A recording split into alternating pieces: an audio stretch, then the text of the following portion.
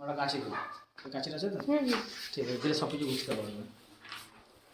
ঠিক আছে, machine of আছে, অন করলাম। ঠিক আছে, এখানে দেখেন দেখেন এই যে স্পিন ড্রায়ার রিন্সের নিচে টাপ ক্লিন একটা স্টার মার্কিং লেখা আছে। আমি এখানে চলে এলাম। টাপ ক্লিনটা এবার কীভাবে আমি অ্যাক্টিভ করব, এখানে দেখুন press and hold temperature for 3 second. Temperature বাটনটাকে 3 সেকেন্ড প্রেস করে রাখতে বলছি। আমি এখানে টেম্পারেচারটা 3 সেকেন্ড প্রেস করে রাখলাম। এখানে টাপ ক্লিন লেখা এলো। এরপর আমাকে টেম্পারেচার হয় 60, নাহলে কোল্ডে করবো, 95 করবো না।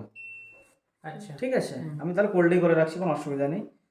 স্টার্ট করে দিলাম। এখানে টেনে এই ডিটারজেন্ট যে ব্লু বক্সটা রয়েছে এটাকে আমি বের করে দেবো, কারণ এর উপরে যদি পাউডারটা ঢালি পুরো পাউডারটা টানতে পারবে না, পাউডারটা থেকে যাবে। যে আমি এটাকে কেটে নিলাম।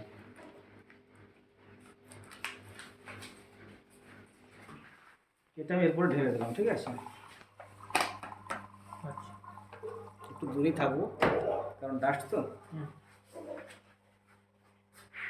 স্মেল আসছে না?